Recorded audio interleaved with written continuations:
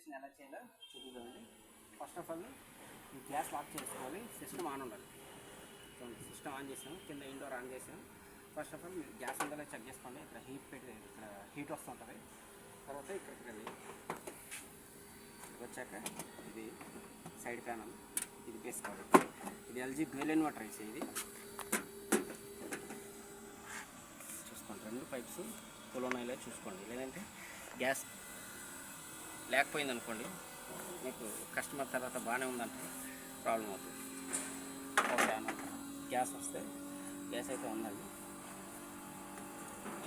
కావాల్సిన టూల్స్ ఏంటంటే Ellen keys 4mm 5mm, 2 screw spanners, 1 screw driver. First ఈ dummy క్యాప్ని ఇట్లా పెట్టండి. ఇది లాస్ట్ సమ్మర్లో నేనే ఫిట్ చేసాను. కస్టమర్ వేరే దగ్గర షిఫ్ట్ అవుతున్నాను కాబట్టి తీసేసి ఇచ్చాను. చూడండి, ఇది 2 పైప్స్ ఉంటాయి. ఇదేమో సెక్షన్, ఇది డిశ్చార్జ్. ఓకే, మీరు ఏం చేయాలంటే ఇంపార్టెంట్, ఇది ఆన్ చేసినప్పుడు కింద కస్టమర్ కానీ లేదంటే మీ అసిస్టెంట్ టెక్నీషియన్స్ కానీ పెట్టుకొని ఉండాలి. ఎప్పుడైతే గ్యాస్ అయితే పర్ఫెక్ట్గా లాక్ అయిపోతుందో ఇమీడియట్గా ఆపేమని చెప్పాలి. చూడండి, ఇలా పెట్టాలి. ఇది ఇలా ఫార్వర్డ్ డైరెక్షన్లో క్లాక్ వైజ్ ఇలా తిప్పుకోవాలి. ఇలా తిప్పిన తర్వాత చూడండి, గ్యాస్ ఫ్లో అయిపోయింది. తర్వాత ఇది కొంచెం ఇలా తిప్పి పెట్టుకొని నిమిషం ఆగండి. ఆ గ్యాస్ మొత్తం లాక్ అవుతుంది.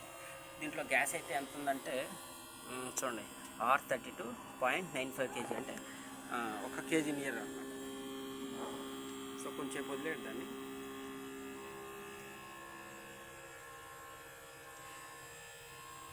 అలా గ్యాస్ మొత్తం చేసుకోవాలి.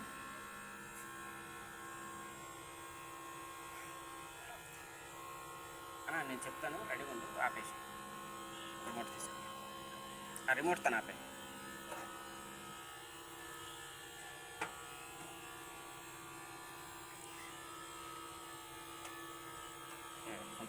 కొంచెం లాక్ చేసుకోండి.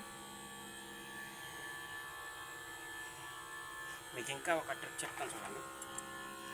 ఇది ఉందా, దీన్ని ఇప్పండి. గ్యాస్ మొత్తం లాక్ అయిందా లేదనేది ఎలా తెలుస్తుందంటే, ఈ ష్రెడర్ పిన్ ఇప్పండి. ఇది ఇక్కడ గ్యాస్ వస్తుంది అనుకోండి, మీరు లాక్ చేయకూడదు. ఏదో గ్యాస్ అయితే వస్తుంది, లాగుతుంది. ఇప్పుడు ఇదే గ్యాస్ లాక్ ఉంటుంది. సో అయిపోయినట్టు మొత్తం. ఇది ఇలా బంద్ చేయండి. ఎక్కువసేపు కూడా ఉండకూడదు ఇది.